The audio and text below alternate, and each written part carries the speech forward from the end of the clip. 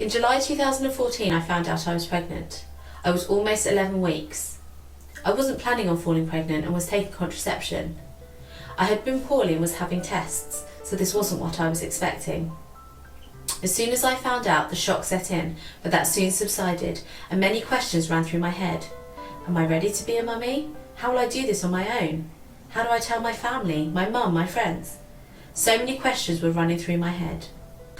Everyone was so happy for me and so supportive. My brothers and sisters were all overjoyed. I was super excited to tell my little sister and brother that they were going to be an auntie and uncle. My little niece and nephew were happy too. They were going to have a baby cousin to grow up with. As my family watched my bump grow, we took photos of my ever-changing tummy. My sister-in-law and I were very excited. We shared the progress and supported each other through our pregnancies. I had not ever thought for one moment that I might not actually be bringing my baby home from hospital. Not sharing my baby shower with my friends and my family. Them helping me to choose names and everyone cooing over my precious son. Instead, I had to mentally and physically prepare myself that this might not be the reality. And at 26 weeks gestation, I saw my fate. My world as I knew it there and then fell apart. Instead of inviting my guests to my baby shower, I was going to be inviting them to say goodnight to my baby's funeral. I was sat up until the early hours making my baby's funeral invitations. I shouldn't have been doing that. How do you even begin to do this?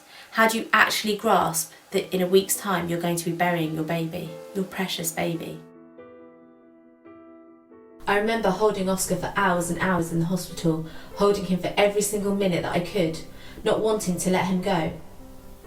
When we took him from the hospital to the funeral directors, I remember not even wanting to let him be held by anyone, not even by my mum, while I signed the documents for his funeral arrangements. I had the chance to see him every day up until the funeral. I got the chance to say goodnight and I'm very grateful for this. So many worries zoomed through my mind.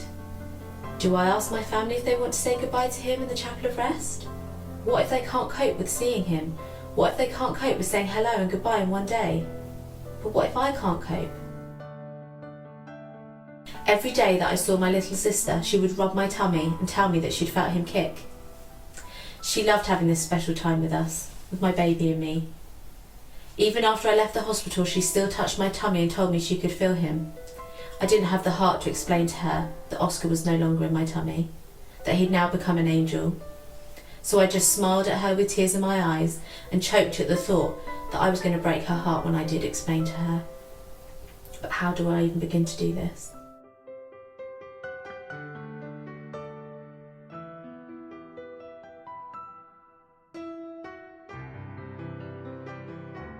Hello, my name is Rhiannon and I'm Oscar's auntie.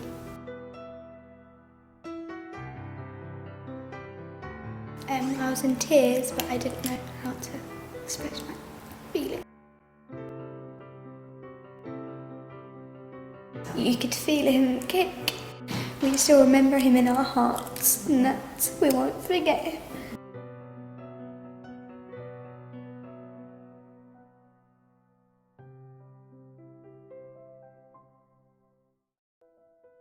White feathers. I keep them up home and save them to get some more. Then after I throw them in the sky, because he needs to fly. Because he needs to fly with feathers and flap his wings, so he can be an angel. We decided as a family that my siblings were all at an age where they could understand in their own ways, that however we decided would be the right way for us. Having worked with children all my life, I understood how grief can take over their little lives, and that it's the way that we support them that was so important. It broke my heart to know that I even had to consider doing this, but I would explain it sensitively. We all cried and we held my tummy, my empty tummy. My name is Sophia and I'm Oscar's cousin. I feel very excited because I thought that you were gonna grow a baby and then me and Manny could play with him.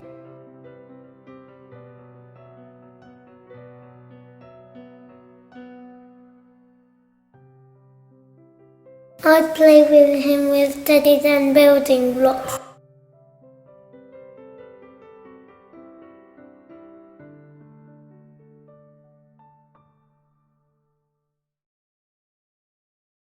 Oh, why you look so sad?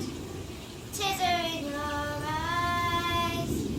Come on and talk to me now. Don't be ashamed to cry. Let me see you through. 'Cause I've seen the dark side too. When the night falls on you, don't know what to do. Nothing you confess could make me love you less. I'll stand by you. I'll stand by you. What did nobody hurt you? I'll stand by you. So, if you're mad, get mad. Don't hold it all inside. Come on and talk to me